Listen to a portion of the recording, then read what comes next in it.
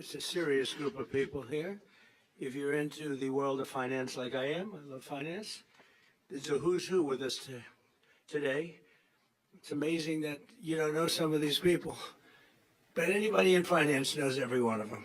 And I want to thank them for being here today. We're delighted to welcome some of our nation's brightest minds in finance, crypto, and technology ahead of the first ever meeting of the CFTC's Innovation Advisory Committee in Washington, D.C. This is a group of very smart people that are on a committee to recommend what we do. Right, Paul? They're going to be telling us a little bit, but I think Paul knows maybe more than anybody. He's doing a great job. We're all happy with Paul, I think, right? He's been absolutely fantastic.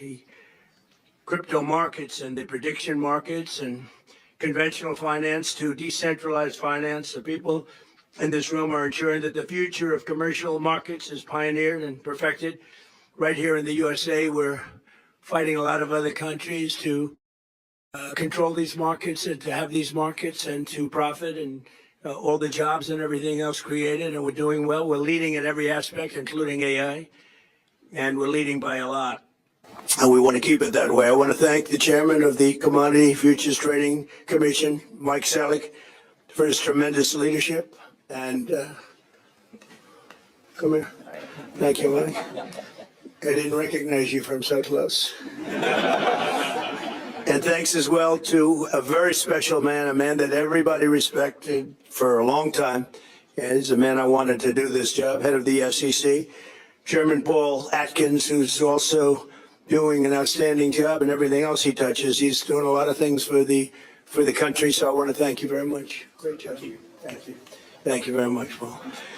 We're also pleased to be joined by Executive Director of the President's Council with advisors with the digital asset.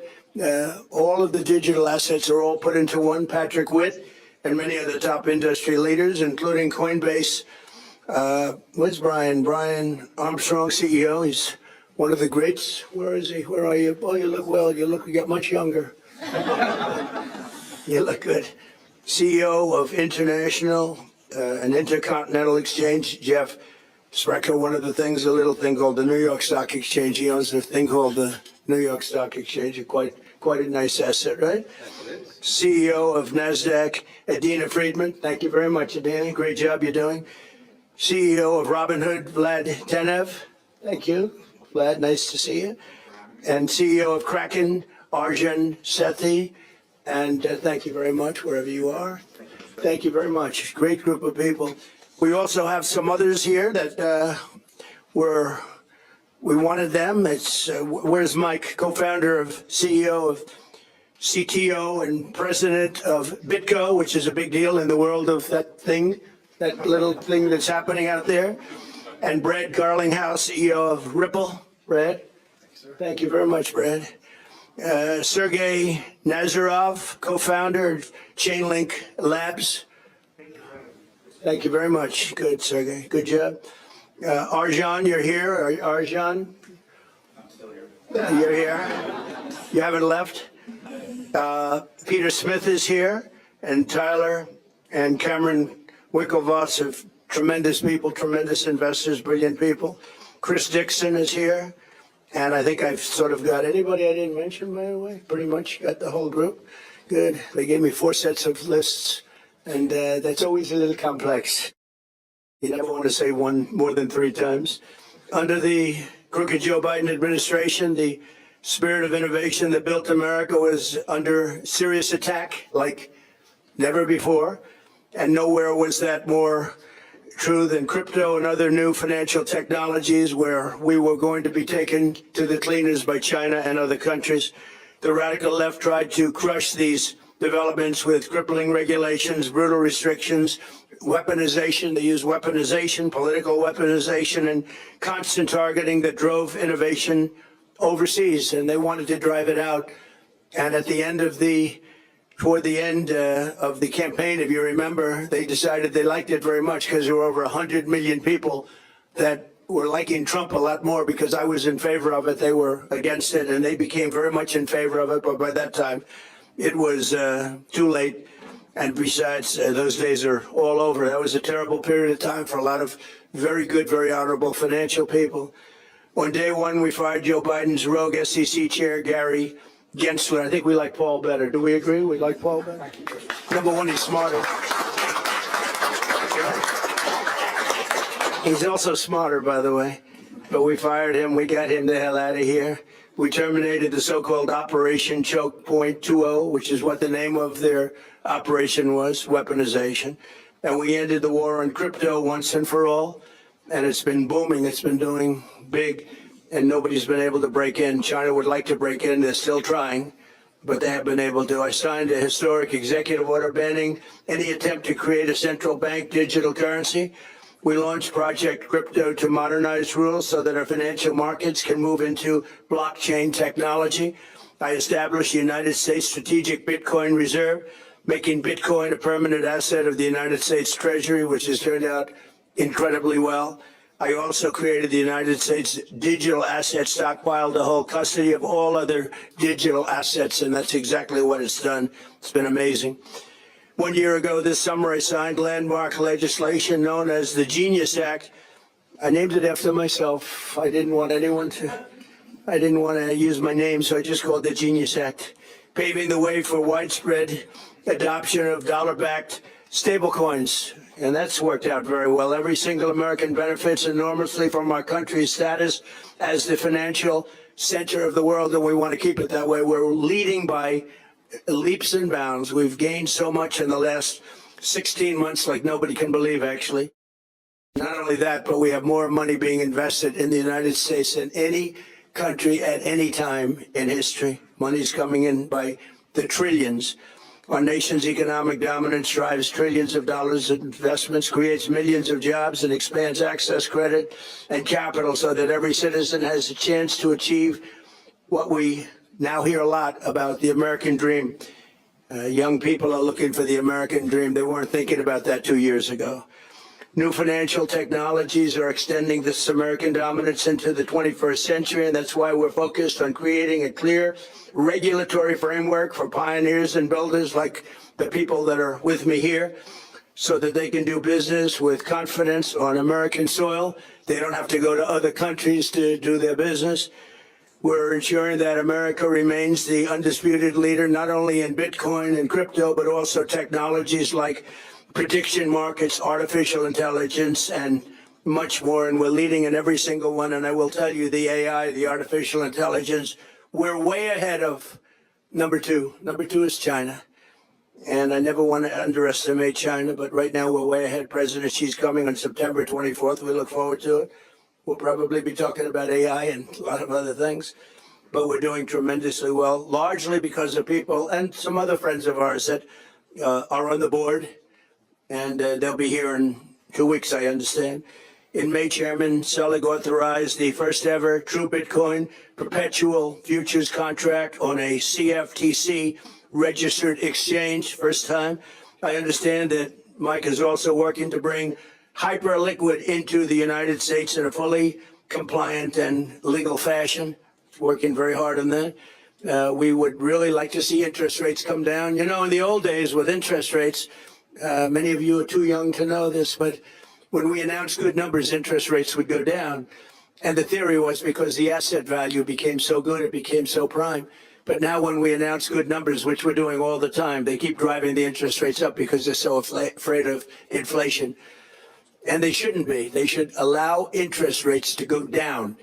When you announce good numbers, you shouldn't drive them up. They keep thinking that we'll drive them up to stop inflation, because success and growth does not cause inflation. Other things cause inflation. We inherited the #1 inflation ever in the history of our country from Biden, and it lifted prices and everything else, and we're getting them all down. But interest rates should be allowed to fall with the success of our country, not rise because of the success. But we're also on the very beginning of a revolution in fictional and financial. You take a look at some of the things that are being done on a financial basis and the financial technology that's the potential to create more jobs, opportunity, and wealth for all Americans. And that's what it's doing. It's creating jobs and great wealth. And I think that can't be better seen by the stock market. So we've had 80 in a short period of time, a year and a half. We've had 80 days where the stock market hit all-time highs. I haven't looked today. I don't know. Maybe I shouldn't look. I don't want to look. But I hear it's good. But we've had 80 days, Jeff, where the stock market has hit an all-time high, and nobody's ever seen anything like that. And I think bringing it down to another level, and maybe a higher level from the standpoint of importance, 401ks have hit record highs on almost 40% of the time that I've been president of the United States, and that affects tens of millions of people. The 401ks are at record numbers. So 2 years ago, our country was dead, and now our country is the hottest country anywhere in the world. There's nobody close. No other country is close, and every country will admit it. So now we need Congress to take the next step by passing the Clarity Act, a fair version of the Clarity Act, and this landmark structure legislation. And it's a very, very powerful structured legislation which will keep us ahead of China, keep us ahead of everyone else, will open the door to the next wave of innovations and innovators. So I'd like to ask Chairman Selleck to say a few words and a little bit of the details about what we're doing, and then we'll follow it up with Chairman Atkins and Coinbase CEO Brian Armstrong, Intercontinental Exchange CEO Jeff Sprecher, Robinhood CEO Vlad Tenev, and Kraken CEO Arjun. So we have that all set, and let's get going. And you know what? If you want to speak for a very short period of time, that's okay too.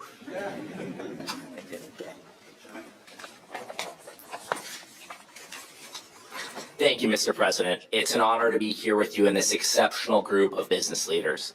Thanks to your leadership, the era of political lawfare, debanking, and regulation by enforcement is over. Innovators like the people in this room are welcome to the White House, not railroaded to the big house. And the new frontier of finance is being built right here in the United States of America. From day one, this president has been clear. America will not fall behind and allow other countries to take its place as the greatest country on earth to build a new technology, operate a business, and invest for the future. The world will run on the backbone of American technology. Under President Trump's leadership, we've codified the Genius Act, established a strategic Bitcoin reserve, drawn a clear line in the sand between crypto securities and commodities, launched the first U.S. crypto perpetual, and protected the rights of software developers. We've exiled Gary Gensler, defeated the anti-crypto army, and made the United States the crypto capital of the world. I'm proud to be working with Secretary Lutnick in the Department of Commerce as well to make America the compute capital of the world. This may be the most important commodity of our day. Some call it digital oil. And America needs to dominate these markets to win the AI race. We've also protected federally regulated prediction markets from rogue state attorneys generals like Letitia James, who seek to nullify federal law and drive these markets offshore to unregulated and foreign venues. American dominance in the technologies that will define the future remains unmatched. We are truly in a golden age of American innovation. Now, the United States has a choice. We can either write the rules that define the next generation of financial markets, or we can let other countries write them for us. With Congress advancing the Clarity Act towards the finish line, we stand ready to implement the bill once the president signs it. But we'll use every tool available to move the president's pro-innovation agenda forward in the meantime. Tomorrow at the inaugural meeting of the CFTC's Innovation Advisory Committee, I look forward to sharing more details on our regulatory path forward. A path forward that provides greater certainty for innovators while reinforcing confidence in our markets for decades to come. This president has assembled an extraordinary team of entrepreneurs, builders, investors, and business leaders advising in government, like David Sachs, of course, and Patrick Witt. This real-world experience has already brought valuable perspectives into policymaking, and it will continue to pay dividends for the American people. Innovation depends on regulatory clarity. Clear rules create confidence, confidence attracts investment, and investment creates jobs, strengthens our markets, and keeps the world's best talent building here in America. Mr. President, thank you again for your leadership and for making American innovation great again. The work we're doing now to shape the future of our great nation will do measures for decades to come. Now I'm honored to introduce the most pro-innovation, pro-free market SEC chairman in America's history, and it's not Gary Gensler, of course, it's Paul Atkins. So Mr. Chairman, please.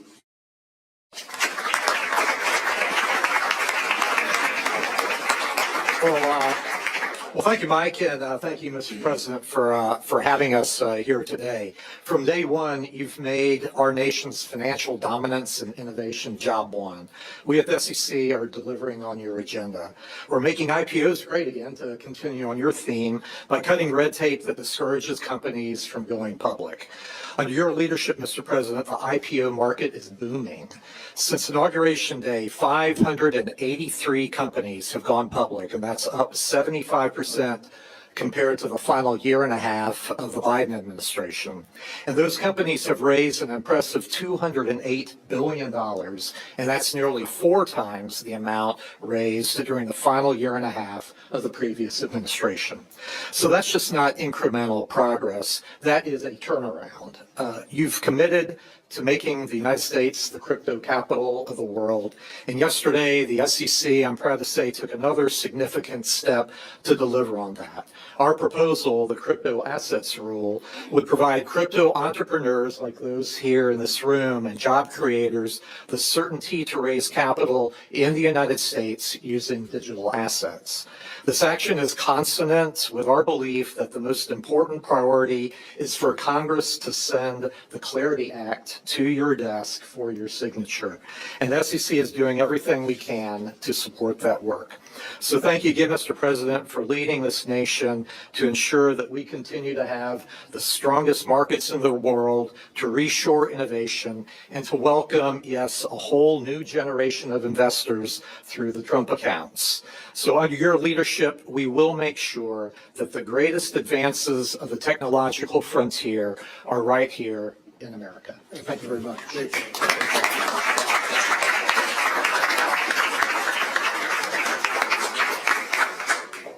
Well, this morning I was thinking back to the 2024 campaign where the president, I think, very astutely recognized there was millions of voters in the United States who felt disenfranchised by the prior administration. And he made a commitment at that time to make America the crypto capital of the world. And within weeks of taking office, delivered on that promise. And it started first with this executive order, which came out ordering the agencies in his administration to take steps in this direction. Shortly thereafter, appointed 2 of the most competent and pro-innovation regulators anywhere in the world, Chair Selig and Chair Atkins, and of course fired Gary Gensler. There was that big applause line at the Bitcoin conference, which was powerful. And of course, the Genius Act was another milestone just in the past year, along with the Strategic Bitcoin Reserve, et cetera.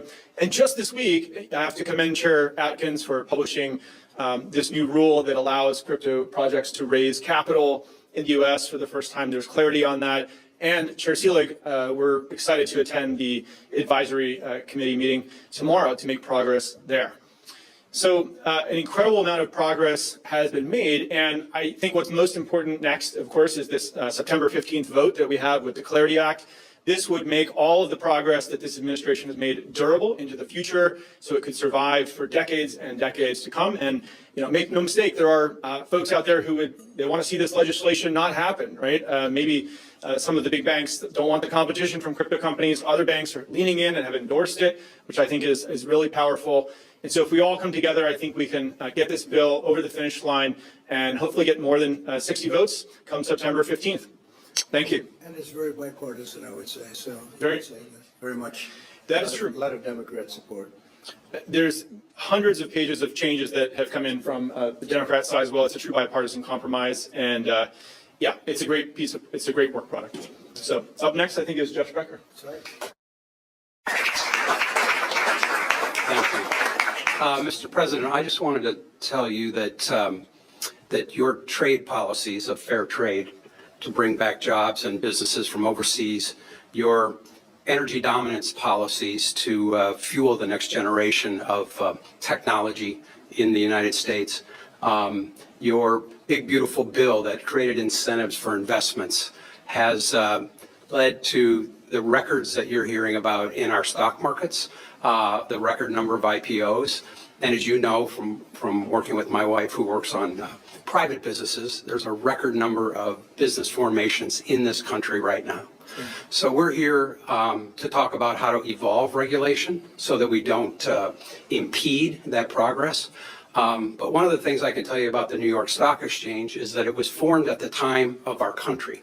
And so It, for 250 years, has been subject to every single financial services regulation that has ever passed in the United States, bar none. And so one of the things that I'm so thankful that you've done is put two really strong chairs in these seats and ask them to go through past legislation, regulation, and figure out what we can get rid of that no longer serves the interests of this country. And for that, I really appreciate that on behalf of the New York Stock Exchange. Thank you very much. Thank you, Mr. President.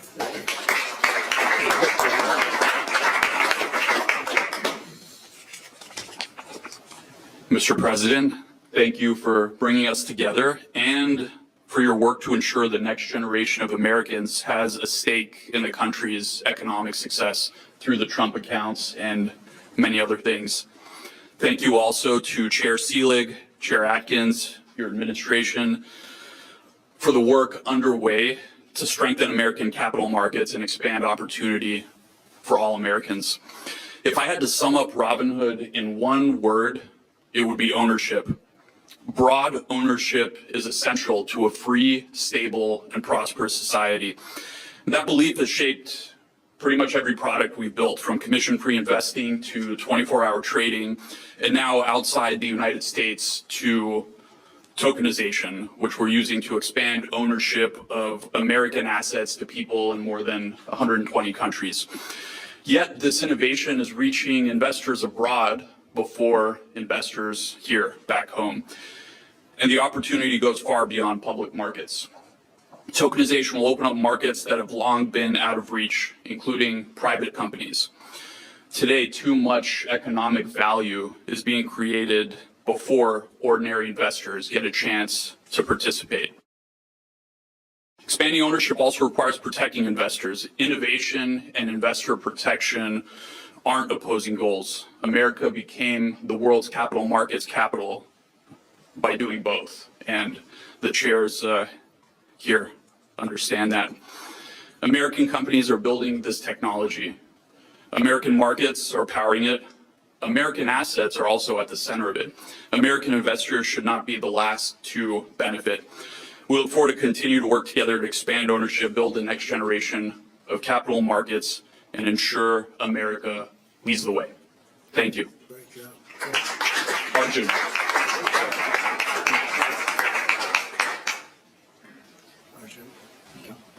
Hello, everyone. I was thinking about what I was going to say today. Most of the time, I don't speak too much, but the first time I met the president, he said, "What does your company do?" And I said, we're a startup. We move at warp speed. And the first thing he said is, "Why not at Trump speed?" So we started acting that way. Look, our mission at Kraken isn't about Kraken. Brian created Coinbase. Vlad here, we have ICE, NASDAQ. They created the world markets. And all we're trying to do is make sure that everyone in America has the ability to be able to succeed in the same way that we did. And that's essentially how we think about it. So our motto at Kraken has been fix money, we fix the world. Thank you, Mr. President. Thank you very much, Ray.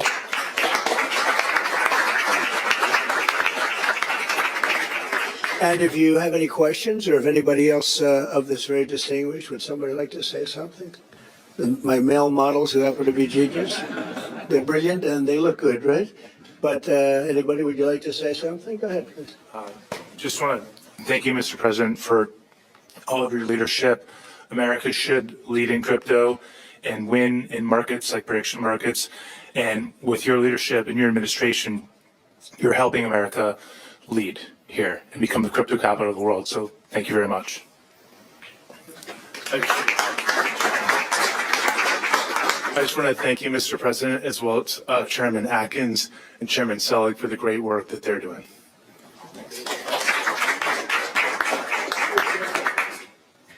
Thank you. Yeah, I just want to say that what Chairman Seelig and Chairman Atkins are doing and the President has enabled with his leadership is actually working. So if you look at stablecoin usage and adoption, it's increasing the usage and distribution of the US dollar at higher and higher levels than our industry has ever seen, specifically because of the Genius Act and the movement of more and more treasuries into stablecoins and therefore into more and more hands across the world. And now the tokenization of equities, thanks to Chairman Selig's and Chairman Atkins' great work and collaboration and actual, work together rather than working against each other as before, is going to distribute U.S. equities globally and increase the distribution of those. So, we power a lot of these applications and companies, so we know what the numbers actually are, and they're massively increasing because we have regulators and leadership that enables the success and distribution of these U.S.-based assets. So there's actually a very real and tangible outcome that's really now benefiting the U.S. and adoption of U.S. issued assets and the U.S. dollar. So I just want to mention that it really is working and hitting all-time highs. So thank you very much. Thank you. So if you have any questions, we have a meeting next week with the AI people. The top people are coming in, so we can talk about that. But we're leading by a lot with AI. We want to keep it that way. We want to regulate, but we want to have it regulation where they can continue to lead, not regulation that's going to stifle a very important industry. I think maybe bigger than the internet, bigger than anything anyone's seen. And we're helping in that regard, especially with regard to allowing them to produce their own electricity, which everyone thought was crazy that it would never be approved. We're getting them fast 2- and 3-week approvals. They're building some of the greatest electric plants anywhere in the world because our grid is old and tired and weak, and they're actually giving the excess electricity into the grid, but they're building power plants that nobody's ever seen anything like it. We're not using the power from the grid. We're using brand new power. So it's a great thing because that misconception has been out there that we're taking electricity. We're actually creating electricity, and that's something I was proud of because that was my idea. Nobody believed it. Actually, it went along for 2-3 weeks. I said, how come these guys aren't submitting? Well, they thought that you were just kidding because that's the way it's been in this country. Nobody would ever say a thing like that. But no, they're building power plants, the likes of which, all different fueled, all different ways, but the likes of which we've never seen. The people that are in the power business said we're seeing things that we've never seen before because a very high level of intelligence is doing it. So it's been great. Okay, any questions? Mr. President. Yeah, please. Mr. President, does the administration have any plans to accumulate sizable amounts of Bitcoin or other crypto? Well, it's been talked about. I think I'd probably rely on Paul and the whole group for that. He'll make a decision. You guys will make a decision, and you'll let me know. But certainly it's been talked about. It's taken a lot of pressure off the dollar. It's been very, very good for the dollar. And I think if you came in with recommendations, if you came in with some recommendations, I would certainly listen. It seems to be a pretty big subject. Yes, please. Hi, President Trump. I have 2 quick questions. Go ahead. Don't get around here much. So my first question is, we're talking about AI and crypto a lot. Right. You won overwhelmingly with working class Americans in 2024, tens of millions of working Right. class Americans. Many of them, they say, we love President Trump, but we're still cautious about AI and Yeah. crypto. What do you say to those who are still reticent to embrace this evolution? So I think it's a great question, and I think it's going to create a lot of jobs. It's going to create success. It's going to create tremendous innovation medically. I mean, they're coming up with already, amazingly, they came out with something today that I looked at it having to do, I won't go into the details, but having to do with a pretty unstoppable disease, and all of a sudden they're coming up with answers that they never thought were possible and things that they never even would have thought about. So I think it's really creating jobs. And I can tell you one thing, if you look at our construction jobs right now, because we're building more plants, factories, things that really have something to do with the AI, but also car factories, car plants, they're moving into our country. Honda just announced, Toyota just announced they're moving their operations from Mexico, from Canada, from other places. And we, by the way, probably have a deal with Canada. You probably saw that.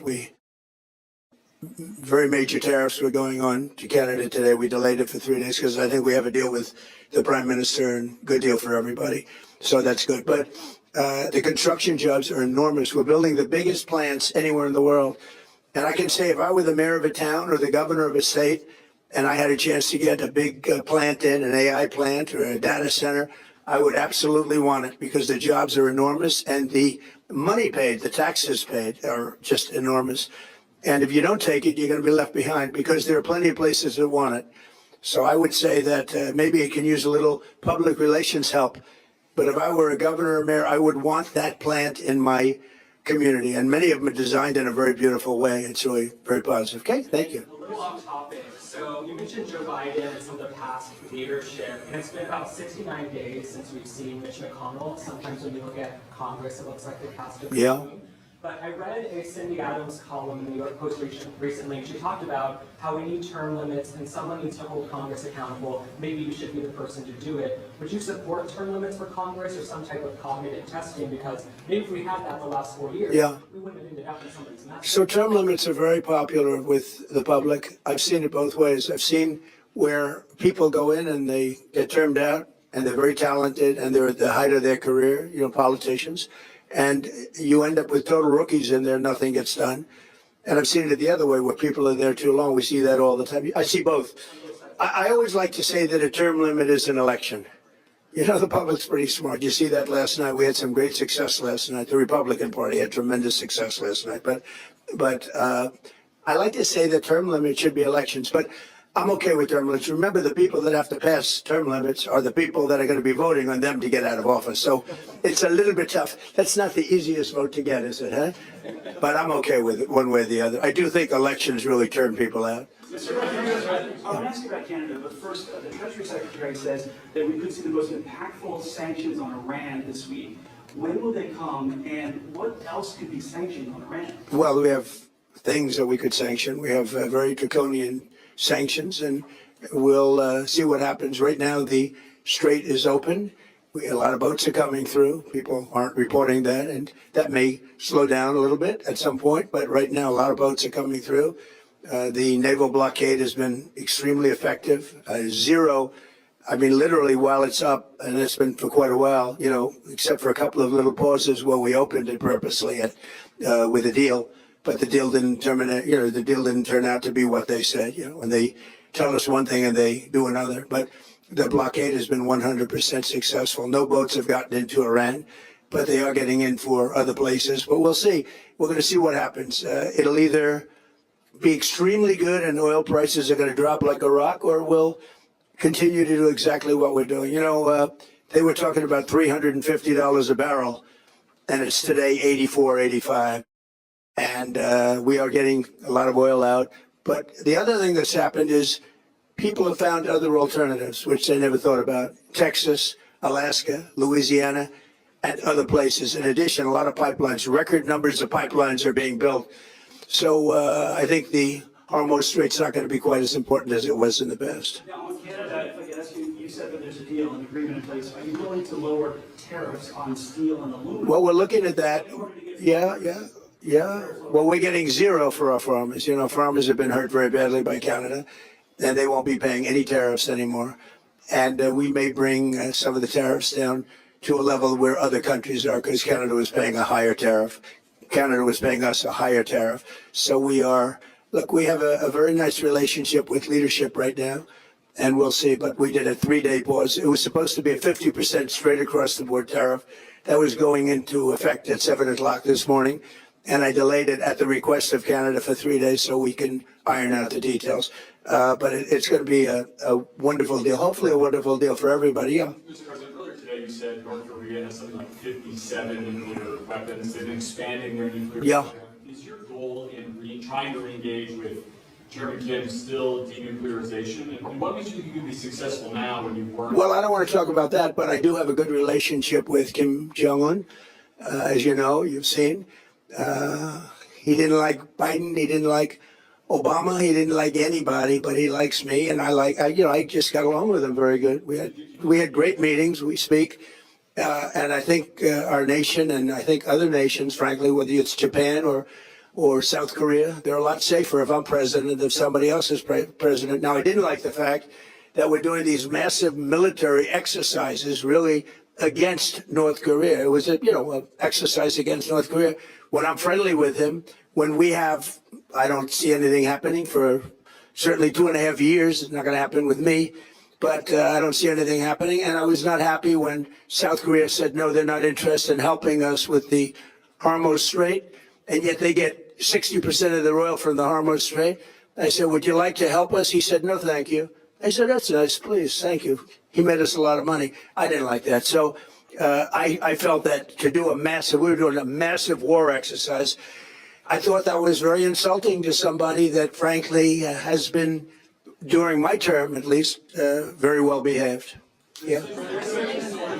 On the bond market, Is the administration done enough to stabilize the bond market after yesterday? Well, I think it is, but I mean, it's very sad. Every time we do great, we announce great numbers, the interest rates go up. And they go up because they want to stop inflation. They should go down because the country's strong. You know, I see countries like Switzerland where they're the #1 lowest interest rates, 0.5%, and we pay 3.5%. And yet, if we stop doing business, for instance, I have the absolute right to cut off all business with a country like Switzerland. So why are they prime if I can cut off the business and they are no longer functional?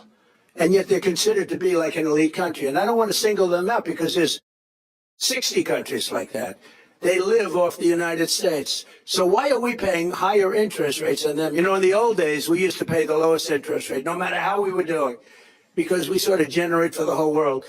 And I want to see it where interest rate, and I have to tell you, we have a wonderful chairman. I think he's doing a great job. The problem is he has a board, and it's a political board. It's people put in by Obama, Biden, and me. And there are quite a few members still left, as you understand. And so they vote to raise interest rates. I don't know if they're doing it because they think they're doing a good thing or because they like the politics of it. But my point is, years ago, 25 years ago, when the country announced good numbers, interest rates went down because we had a stronger country. Now when we announce good numbers, the better they are, the worse it is for interest rates. So we could have a GDP of 10 times. You know, they say, oh, it's going to be 3 times or 4.1. We could have a GDP of 10, 12, 15 times if they just leave us alone. Let the rates go down. We should pay the lowest interest rates. You know, every point of interest is $600 billion. Think of that. Every point of interest is $600 billion. 2 points means we make a fortune, but we keep driving it up. It's a very unfair system, and I've said it now for a long time. When our country does well, interest rates should go down. I mean, every time I hear our country is doing well, I say, oh, that's too bad, because they lift up interest rates. They should drop interest rates because it means we have a strong country. And it's all based on credit, meaning good credit. And we have the best credit. And we pay off the debt very easily, very quickly. But if somebody's paying 0.5 point, we should be paying 0.5 point, not somebody else. So right now, I think it's Switzerland has the lowest. Again, and I don't want to single them out, but if you take our business away from Switzerland, they have problems. So why are they paying 0.5 point and we're paying much more than that? Does that make sense to anybody? I mean, it seems pretty simple to me, but it's a killer. You know, I almost like to hear bad numbers. I'm saying, I hope we have bad numbers today. Interest rates will go down. It doesn't make sense. When our business is good, we should lower interest rates. And then you want to build America, you're going to see a building like you've never seen. We're doing great, even despite the fact of what's happening with interest rates. Should Americans be concerned about this volatility in the bond market? No, I don't think so, because like I said, our country is doing so well despite interest rates. We have interest rates that are artificial. They're actually artificially high. They raise them for no reason. And you can't go out to the market when you have a Fed that's raising interest. You can't say, oh, I want to pay 3 points less than what the Fed says you're supposed to be paying. So, no, I don't think so at all. I think we have a very powerful country, and we're powering through these ridiculous interest rates. They're ridiculous. When our country is strong, interest rates should go down. When our country is weak, frankly, they should go up. But this country is strong. There's never been in history the kind of money coming into a country as we have right now. Trillions and trillions of dollars are being invested in plants, factories, everything. Everything you can think of. We're the hottest country in the world. We are by far, and I said it 100 times, the king of Saudi Arabia, but many people, they said 2 years ago, 3 years ago, your country was dead. Now you have the hottest country in the world. That's what we have. We have the hottest country in the world, and these people are helping us a lot. Thank you very much, everybody. Come on to the Oval Office. We're going to take them into the Oval Office. We're going to show them a real office, okay? Their offices are nice, but this is nice. Did you watch Darwin Graham's debate?